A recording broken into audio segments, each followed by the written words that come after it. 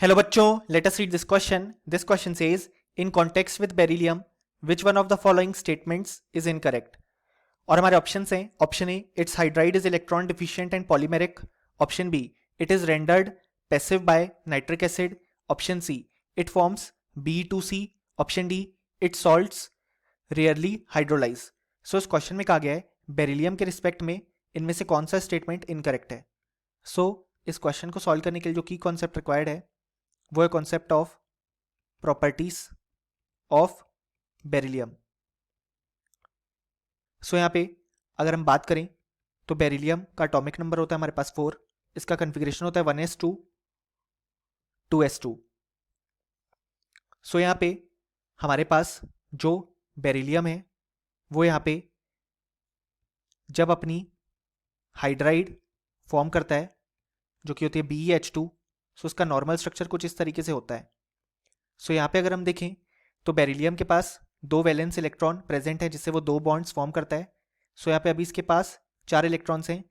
सो ये यहाँ पे इलेक्ट्रॉन डिफिशिएंट है क्योंकि हम जानते हैं ऑक्टेट कंप्लीट होना चाहिए यानी कि 8 इलेक्ट्रॉन्स प्रेजेंट होने चाहिए, लेकिन यहाँ पे केवल 4 इलेक्ट्रॉन्स प्रेजेंट है. सो ये एक इलेक्ट्रॉन डिफिशिएंट कंपाउंड है, इसलिए ये एक पॉलीमेरिक स्ट्रक्चर यहाँ पे फॉर्म करता है. सो यहाँ पे जो ऑप्शन ए में गिवन स्टेटमेंट है वो बिल्कुल करेक्ट हो जाएगा. सो ऑप्शन ए इनकरेक्ट हो जाएगा क्योंकि हमें बताना है कौन सा स्टेटमेंट गलत है, लेकिन ऑप्शन ए में गिवन स्टेटमेंट बिल्कुल सही है. ऑप्शन बी हमारे पास यहाँ पे कहता है it is rendered passive by nitric acid. So हमारे पास जो बेरिलियम होता है वो यहाँ पे डाइल्यूट और कोल्ड नाइट्रिक एसिड में सॉल्युबल नहीं होता है, बट यहाँ पे अगर हम हॉट कंसंट्रेटेड नाइट्रिक एसिड लेते हैं तो ये यहाँ पे आसानी से सॉल्युबल हो जाता है. सो बेसिकली ये नाइट्रिक एसिड के साथ रिएक्ट कर जाता है. सो ऑप्शन बी में गिवन स्टेटमेंट सही है. सो ऑप्शन बी रॉन्ग हो जाएगा क्योंकि हमें इनकरेक्ट स्टेटमेंट बताना है. ऑप्शन सी में जो गिवन स्टेटमेंट है वो भी यहाँ पे करेक्ट है क्योंकि यहाँ पे बेरिलियम आसानी से कार्बन के साथ कंपाउंड जो कि है बेरिलियम कार्बाइड वो फॉर्म करता है जिसका फॉर्मूला होता है B2C. सो ऑप्शन सी हमारे पास इनकरेक्ट हो जाएगा क्योंकि उसमें गिवन स्टेटमेंट करेक्ट है.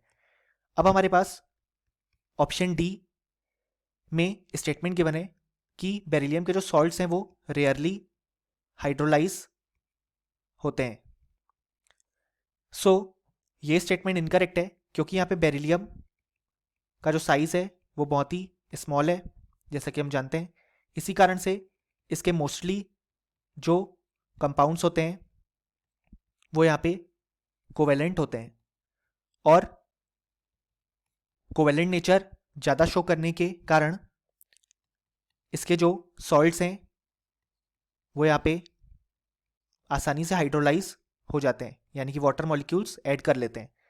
लेकिन ऑप्शन डी कहता है कि इसके सॉल्ट्स हाइड्रोलाइज रेयरली करते हैं, इसलिए ऑप्शन डी बिल्कुल करेक्ट हो जाएगा क्योंकि ये गिवन स्टेटमेंट इनकरेक्ट है और हमें यही बताना है कि कौन सा स्टेटमेंट इनकरेक्ट है. सो फाइनली हमें बोल सकते हैं कि इस क्वेश्चन के लिए हमारे पास जो करेक्ट आंसर आया वो आया option D. Hope you understood it well. Best of luck.